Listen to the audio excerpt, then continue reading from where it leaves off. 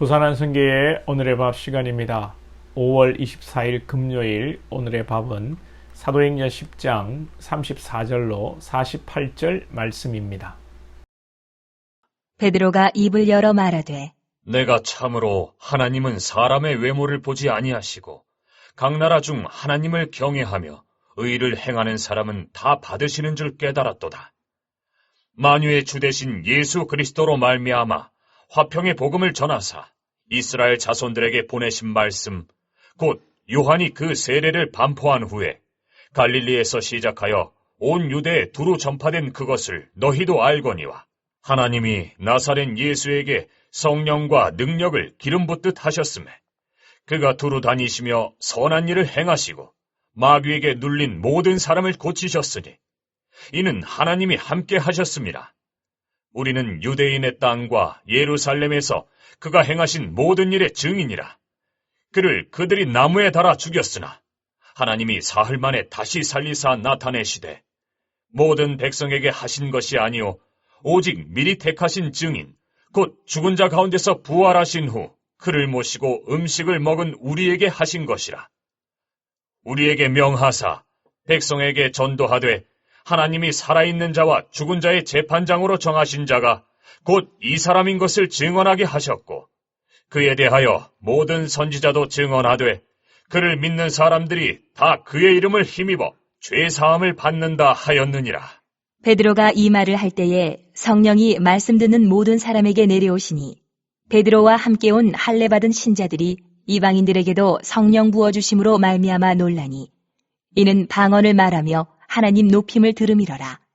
이에 베드로가 이르되 이 사람들이 우리와 같이 성령을 받았으니 누가 능히 물로 세례 베풀물 금하리요 하고 명하여 예수 그리스도의 이름으로 세례를 베풀라 하니라.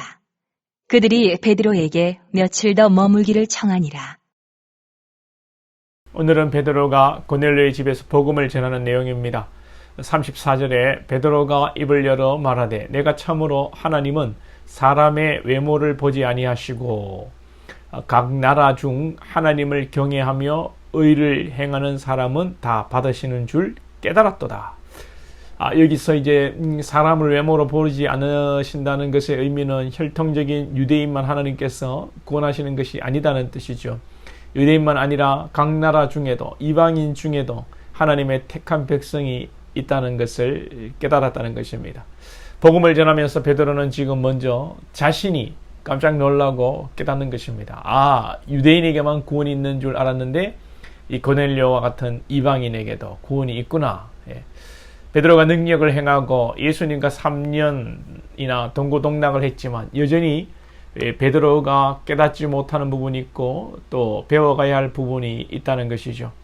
오늘 우리는 이 복음 전도를 통해 베드로가 고넬료에게 설교하고 있지만 먼저 베드로 자신이 깨닫고 변화되는 모습을 우리가 주목해야 합니다. 우리도 마찬가지죠. 우리도 신앙하면서 헌신하고 목회자로 재직으로 리더로 또 성도로 부름받아 하나님의 일을 감당할 때에 내가 누구에게 선한 영향력을 끼쳐야 하지만 이를 통해서 이 과정 속에서 먼저 우리 자신이 배우고 깨닫고 하나님의 은혜를 받아야 하는 것입니다. 우리가 항상 겸손하게 교회를 감당하면 은혜가 넘치고 깨닫는 것이 있지요. 왜냐하면 하나님께서 겸손한 자에게 은혜를 베푸시기 때문입니다. 우리가 섬겨도 언제나 겸손하게 배운다는 입장으로 또 목회자로 내가 교사로 내가 재직으로 배운다는 자세로 섬길 때에 우리가 은혜를 받고 하나님이 주시는 깨달음이 있는 줄로 믿습니다. 목회를 해보니까 제가 은혜를 받지 못하면요 당연히 성도들에게 은혜를 끼칠 수가 없죠. 목회자가 여러분 은혜를 받지 못하면요 탈진이 옵니다. 어떤 분들은 목사님은 맨날 말씀 준비로 말씀과 가까이 계시니 날마다 좋으시겠어요 하는 분들이 있는데 천지도 모르는 분들입니다. 은혜 없이 말씀을 준비하면 여러분 이만큼 힘든 일이 없어요. 교회의 모든 일이 그렇습니다. 여러분들의 사역도 마찬가지 아닙니까? 은혜 없이 여러분들이 교회에 봉사해 보십시오. 억지로 한다 생각해 보십시오. 얼마나 여러분 괴롭습니까? 다시 한번 우리 모두에게 하나님의 일을 감당하며 나아갈 때 하나님의 은혜가 있고 깨달음이 있고 하나님이 주시는 그 행복이 있기를 축복합니다. 베드로가 예수님을 증언할 때에 듣는 모든 사람에게 성령이 임하게 됩니다. 44절에 베드로가 이 말을 할 때에 성령이 말씀 듣는 모든 사람에게 내려오시니, 베드로는 복음을 증거했고 하나님께서는 성령을 주시는 것입니다. 우리가 할 일은 복음을 증거하는 것입니다. 복음을 전해도 말씀을 전해도 여러분 찔려서 이를 갈며 스데반을 죽이는 자가 있고, 복음을 전해도 베드로에게 찾아와서 어찌할까요 하는 회개하는 자가 있다 그랬습니다. 우리가 여러분 어떻게 할 수 없습니다. 우리가 어떻게 할 수 없기 때문에 우리는 하나님의 주권이 역사하도록 그냥 우리는 여러분 복음을 전하는 것입니다. 사실 시대마다 또 지역마다 복음을 전하는 패러다임은 조금씩 다릅니다. 한국에서 전도하는 것과 아프리카에서 전도하는 것이 다를 수밖에 없죠. 부산에서 전도하는 방식과 저 시골촌에서 전도하는 방식이 달라야 합니다. 시대마다 또 달라지는데, 과거에 우리나라 이 교회의 부흥기에 교회에 십자가만 꽂아도 사람들이 몰려왔습니다.